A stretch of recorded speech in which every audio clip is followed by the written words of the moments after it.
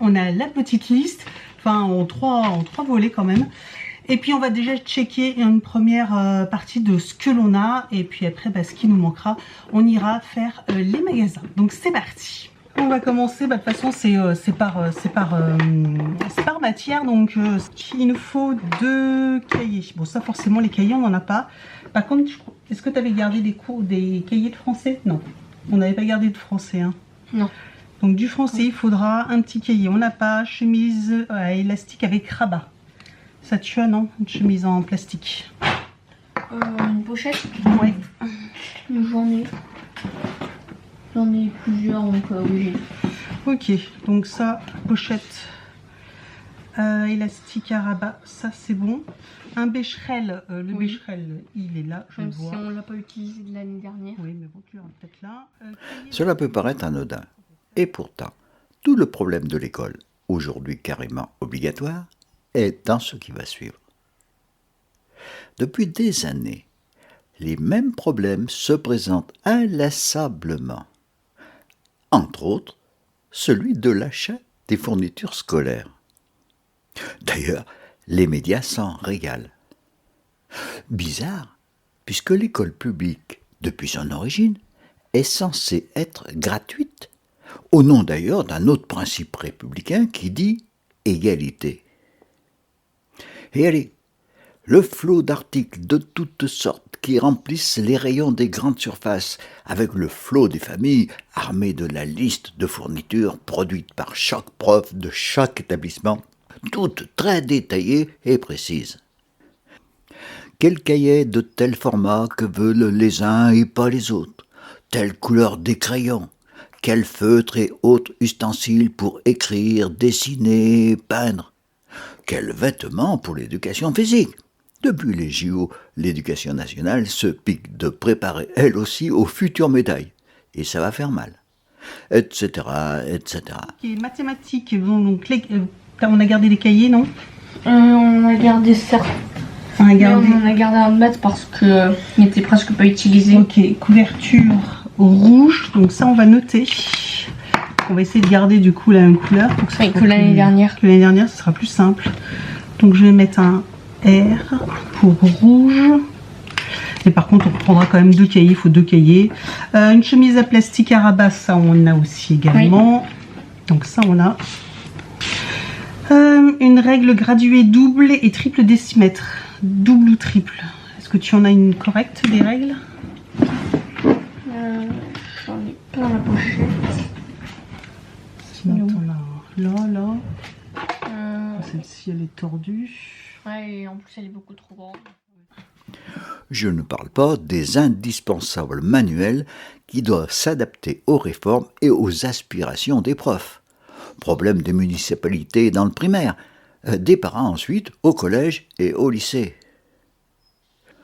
Va s'y rajouter les goûts ou les caprices des enfants élèves. Il n'y a pas encore l'obligation d'un ordinateur portable. Mais, en particulier depuis le fameux confinement, il n'y a pas tellement de moyens de ne pas en avoir un à la maison. De toute façon, même pour faire sa déclaration d'impôt, chaque famille est pratiquement obligée d'en avoir un et de s'abonner à un opérateur. Il n'y a bien eu qu'une courte période où un Minitel était fourni à tous les foyers gratuitement. Ah, il n'y a quand même aucune indication pour choisir l'indispensable cartable pour fourrer tout ça. Après coup, viendra peut-être quelques observations des médecins sur le poids de cet objet à se coltiner tous les jours et toute la journée. C'est comme si on demandait aux salariés d'acheter et de transbahuter leur matériel de bureau. Vous me direz que les mômes, eux, ne sont pas encore des salariés. Eh oui, bonjour, la gratuité et l'égalité. EPS. Donc une paire de baskets, une tenue adaptée, une gourde, une pochette. Bon, les pochettes, je pense qu'on en a encore. Bon, porte-revue pour ce que ça coûte, c'est pas grave. Un cahier de brouillon, ok. Un cahier de texte ou un agenda. Ok, bon après j'avoue que l'agenda, pour ce que tu... Si, ouais. Avec Pronote, j'avoue que l'agenda ça a moins de fun quand même qu'avant. Ouais, hein, de fun. Bah, moi, les agendas, j'adorais ça, moi, tu sais. Ah bon? On s'écrivait des mots et tout, on Ah. collait des trucs dedans, enfin bref. Moi, il était archi complet. Des fois, j'avais même plus de place pour écrire mes devoirs parce que du coup, j'avais une copine qui m'avait écrit un mot sur un jour et le jour où il fallait écrire les devoirs dessus, je fais « Ah, j'ai plus de place !» Texte. Une trousse complète. Donc la trousse, par contre, il faut racheter, c'est ça? Eh bien, dans nos classes uniques de 3e type, il n'y avait aucun problème de fourniture pour les familles. D'abord, lorsqu'il n'est pas imposé à tout le monde de faire en même temps la même chose, pourquoi vouloir que chacun ait tout son matériel perso?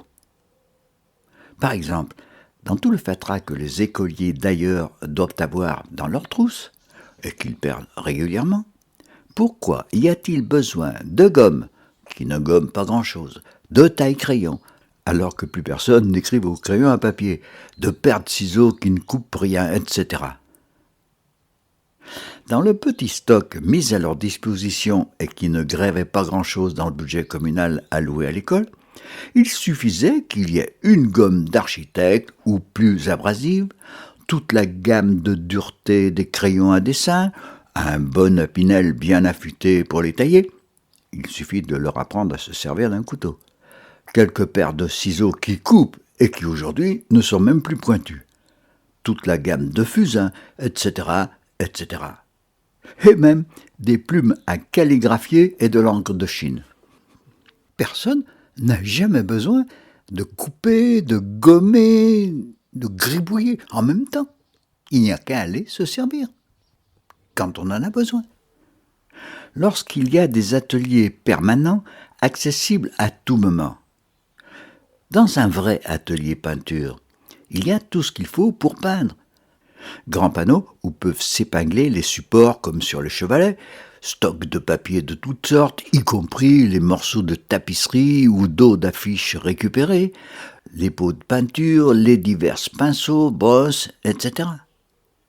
Dans l'atelier maths et les autres, bien sûr qu'il faut des instruments de mesure, des balances Roberval, aujourd'hui une calculette, bref tout ce qu'il faut lorsqu'on a besoin de se servir des notions mathématiques ou de s'amuser avec. Dans l'atelier sciences, tu as tout ce qu'il faut pour expérimenter, observer, microscope, loupe binoculaire, éprouvette, etc. Tu as tout ce qu'il te faut pour écrire, y compris feuilles ou cahiers quand tu en as besoin, etc., etc. Pour les manuels, le problème était vite réglé, il n'y en avait pas besoin. Quant aux cahiers, qui ne sont que des feuilles assemblées et pas spécialement scolaires, c'est le prof qui en avait seul besoin. Un cahier de contrôle plus ou moins artificiel pour éventuellement le présenter à l'inspection. Tout cela ne demandait que ce que le rangement et l'agencement collectif de la classe soient très fonctionnels et maintenus, ce qui, entre nous, est hautement éducatif. L'éducation physique. Est-ce qu'à la campagne, on a besoin d'enfiler des tenues spéciales pour grimper aux arbres, courir dans les chemins, graboter dans les ruisseaux ou danser sous le préau? Autrement dit, les enfants, pour aller à l'école, n'avaient strictement besoin de rien. Gratuité absolue. Même le sacro-saint et traditionnel cartable était inutile. Les enfants pouvaient arriver à l'école les mains dans les poches. S'ils avaient besoin d'amener quelque chose à l'école, n'importe quel sac en plastique de la maison faisait l'affaire. Il est vrai que dans les cartables, la seule chose importante pour eux a toujours été ces petites choses personnelles et intimes qui sont ce qui les maintient encore des enfants et des personnes et qu'il faut cacher de ce qui ne fait que l'élève. Eh bien, chez nous, il y avait pour chacun le casier d'un bureau où personne d'autre que lui n'avait droit de regard, même pas le prof ou les mamans quand celles-ci venaient en classe. Le budget communal global attribué à l'école n'était pas plus important qu'ailleurs, simplement utilisé complètement différemment et complété par beaucoup de systèmes D. Bref, vous avez compris que le problème ne sont pas les fournitures, mais tout simplement celui de l'école. Bon, Allez, on va décoller tout ça. Et mettre tout ça. Et Sinon, on va je peux ranger dire un truc, tout ça là-bas. là-dedans. Allez, je range tout ça, comme ça on va tout trier, tout ranger. Il y en a plein qui sont tristes, qui m'ont dit mais Cindy, quand est-ce que tu reviens en vlog? Franchement, quand tout ce sera posé et qu'on reprendra le train-train et que voilà. Parce que là, en plus, clairement, il n'y a rien à faire voir. On a été en canicule pendant je ne sais combien de semaines. Donc en fait, le matin on ménage.